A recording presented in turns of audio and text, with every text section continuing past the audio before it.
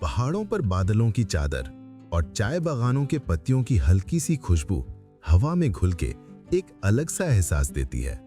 दूर आसमान में कंचनजंगा रोशनी में धीरे धीरे साफ होता है, अपनी सारी खूबसूरती के साथ। और पीस पगोड़ा से शाम के वक्त हिमालयन रेंज का ब्यूटी सीधा आंखों के सामने खुलकर सामने आता है। इन सब छोटे छोटे लम्हे मिला के बनता है दार्जिलिंग।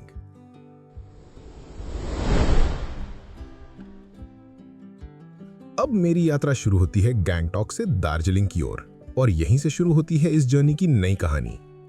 गैंगटॉक से रिलेटेड मेरा पूरा ट्रैवल एक्सपीरियंस और इंपॉर्टेंट डिटेल्स मेरे पिछले वीडियो में है। आप डिस्क्रिप्शन बॉक्स से उसका लिंक चेक कर सकते हैं। मेरी जर्नी शुरू होती है गैंगटॉक न्यू बस स्टैंड से, जहां से मैंने शेयर टैक्सी ली। इसका कॉस्ट था 400 रुपए।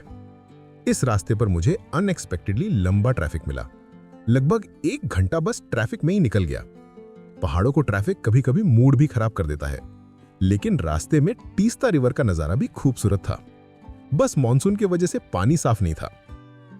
लंबी ट्रैफिक क्रॉस करने के बाद टी गार्डन्स के बीच से गुजरते हुए ठंडी हवा का मजा लेते लेते और हर 30 सेकंड पर एक नया 360 डिग्री टर्न क्रॉस करते हुए लगभग 5 घंटे बाद मैं पहुंच गया Darjeeling, the queen of hills. पहुंचते पहुंचते दोपहर का 1 बज चुका था। मैं अपने पहले से बुक्ड होटल मस्कटेल रोमा गया।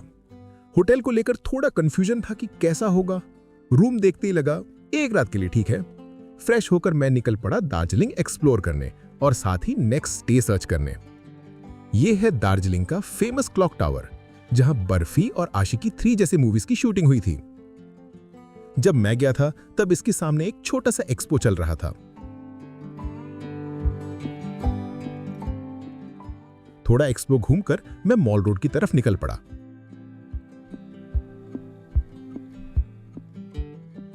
मॉल रोड की शुरू में एक स्टोन कार्विंग दिखती है जो गोरखा समुदाय के इतिहास को दिखाती है। ये नेपाली सोल्जर्स को डेडिकेटेड है, जो ब्रिटिश और इंडियन आर्मी में अपनी बहादुरी और डिसिप्लिन के लिए मशहूर रहे हैं। मॉल रोड के बिल्कुल स्टार्ट में एक बड़ा बंगाली रेस्टोरेंट दिखा, 16 आना बंगाली। मैं कुछ खाने के लिए अंदर गया, लेकिन ऑनेस्टली मैं सजेस्ट करूंगा कि ऐसे रेस्टोरेंट्स की जगह लोकल फूड ट्राई करें। ये थोड़े एक्सपेंसिव होते और क्वांटिटी भी मुझे जस्टिफाई नहीं लगी। आगे बढ़ते ही नजर पड़ी फेमस क्लेनेरीज बेकरी पर।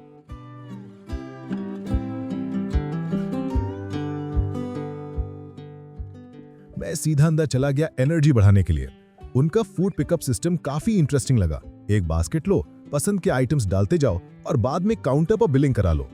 टेस्ट एवरेज लगा मुझे और आइटम्स थोड़े ज्यादा शुगरी लगे। वहां से निकलकर जब मैं पैदल आगे बढ़ा तो काफी taxi drivers sight seeing packages लेकर खड़े मिले। मैंने भी नेक्स्ट डे के लिए एक शेयरिंग टैक्सी बुक कर ली।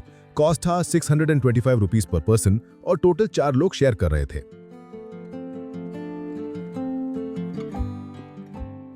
मॉल रोड क्रॉस करके मैं चौरस्ता की तरफ गया। ये मॉल रोड का सेंटर है और यहां से चौरस्ता बिल्कुल सामने पड़ता है। ये एक पेडेस्ट्रियन ओनली जोन है।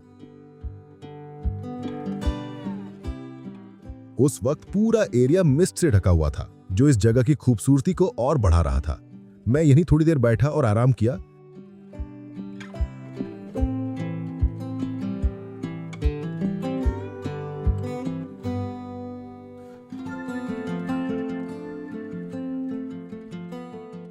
मेरी नजर पड़ी एक शॉप पर, टिबेट आर्ट्स। यहां के शो पीसेस एंटीक और सुंदर थे। हाँ, थोड़े एक्सपेंसिव जरूर थे।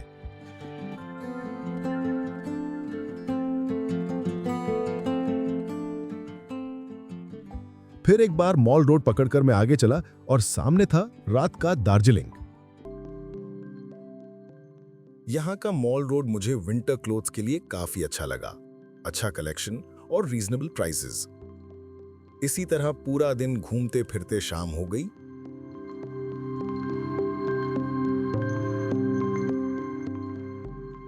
मॉल रोड से होते हुए मैं होटल की तरफ लौट गया।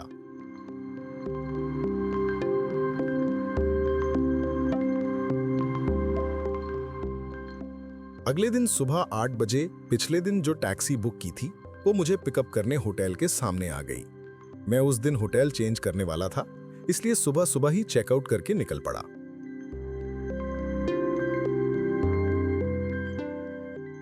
बारिश वाली सुबह का मेरा पहला डेस्टिनेशन था दार्जिलिंग रोपवे। वहां ब्रेकफास्ट करके रोपवे का टिकट ले लिया। खर्चा पड़ा 250 रुपीज अप डाउन। लगभग 30-40 मिनट्स बाद मेरा नंबर आया। पूरा राइड अप और डाउन करीब 30-40 मिनट्स का होता है। पहला आधा रास्ता पूरी तरह फॉग से ढका हुआ था।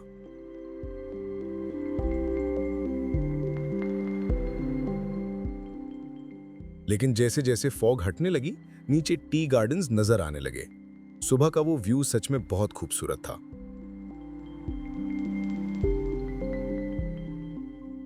रोपवे के बाद नेक्स्ट डेस्टिनेशन था टी गार्डन।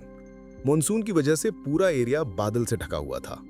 फॉग और क्लियर वेदर दोनों मोमेंट्स एंजॉय करने का मौका मिल गया।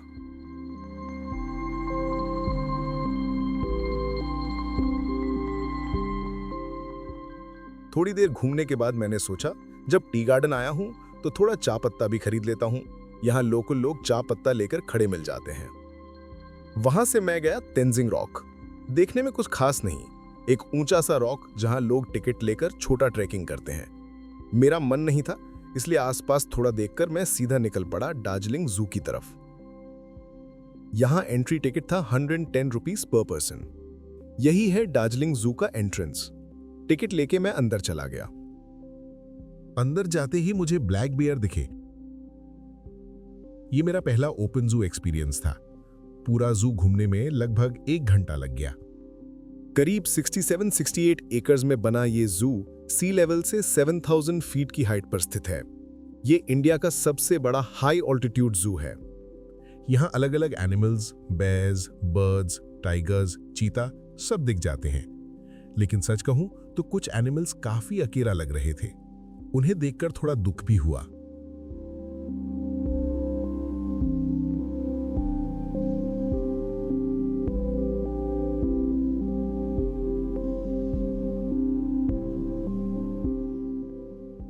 जू से निकलकर मैं चला फेमस बतासिया लूप देखने।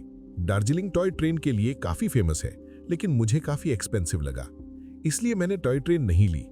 मैं सब कुछ टैक्सी और पैदल ही एक्सप्लोर कर रहा था। 50 रुपीज का टिकट लेकर बतासिया लूप और साथ ही गोरखा मेमोरियल देखने के लिए मैं अंदर गया। Batasia loop basically toy train का एक सर्कुलर लूप है जो गोरखा वॉर मेमोरियल के बीच से गुजरता है।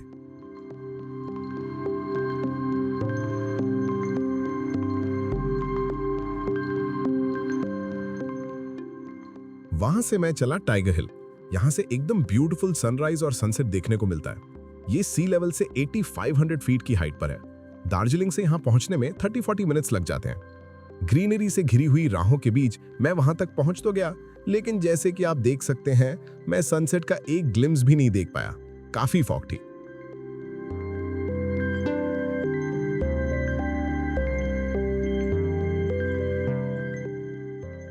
थोड़ी देर रुकने के बाद जब लगा कि आसमान क्लियर होने का कोई चांस नहीं, तब मैं निकल पड़ा घूम मॉनेस्ट्री की तरफ। मॉनेस्ट्रीज हमेशा ही सुंदर लगती हैं, एकदम पीसफुल जगह। यहां आकर देखा कि मंक्स फुटबॉल खेल रहे थे। काफी इंटरेस्टिंग लगा। मॉनेस्ट्री छोटी थी, लेकिन अंदर से बहुत ही सुंदर थी।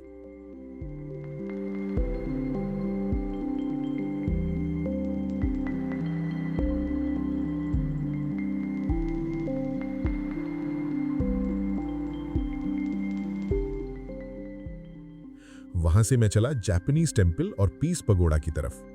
ये जगह मुझे बहुत ही पीसफुल लगी।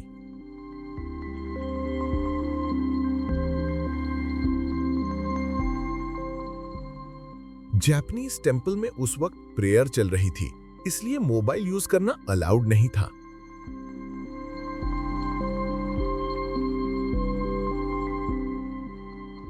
उसके बाद मैं गया पीस पगोड़ा। यहां से हिमालय का व्यू एकदम लाजवाब दिखता है। वहीं सनसेट देखकर मैं अपने नए होटल की तरफ लौट आया।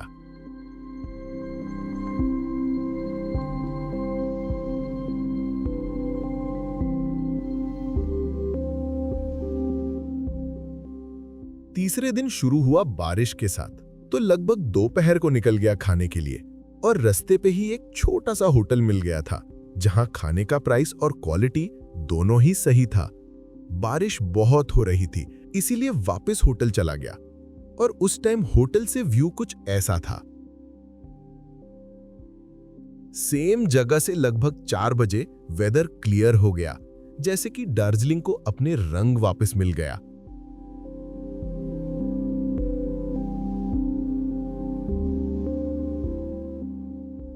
तो फिर मैं निकल गया मॉल रोड के तरफ।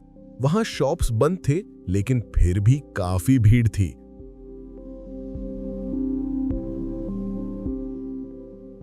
चौरस्ता पहुंचने के बाद देखा बहुत भीड़ लगी हुई है, और पास जाने के बाद वहां के लोकल लोगों को ट्रेडिशनल डांस करते हुए देखा।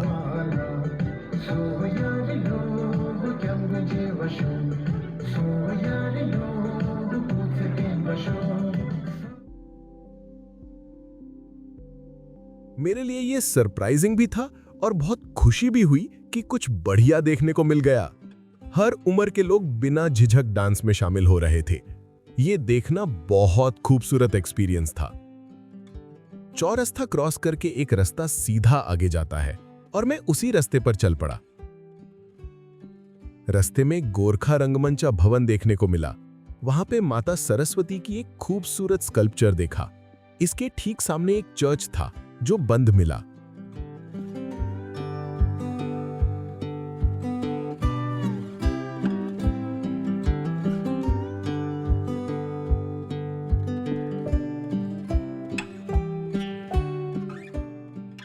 आगे बढ़ते हुए मैं राजभवन के पास से गुजरा और कंचनजंगा व्यू पॉइंट पर पहुंचा, जहां से हिमालय का व्यू और उनका कलर पैलेट बहुत ही खूबसूरत दिखता है।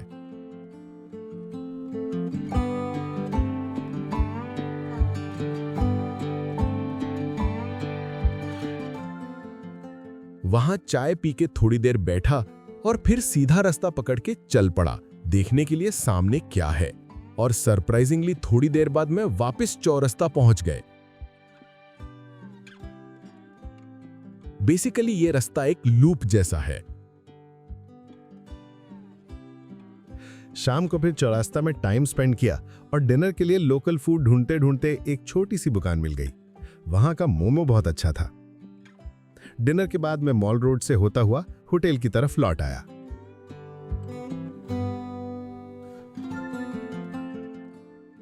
और ये रहा मेरे होटल से दार्जिलिंग का रात का व्यू।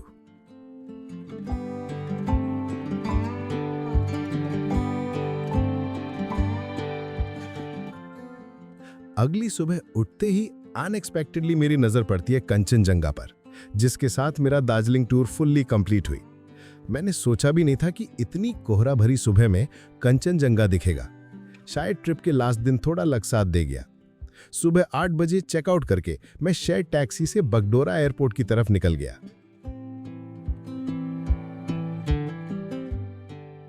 टैक्सी मुझे बगडोरा तक ड्रॉप कर दिया, जिसका कॉस्ट पड़ा 250 रुपीज। वहां से ऑटो लेकर बगडोरा एयरपोर्ट पहुंचने में 150 रुपीज लगे। इसी तरह मेरा दार्जिलिंग का 3 दिन का ट्रिप यहीं समाप्त होता है। I hope you like the video. मिलते हैं नेक्स्ट वीडियो में किसी और खूबसूरत जगह पर।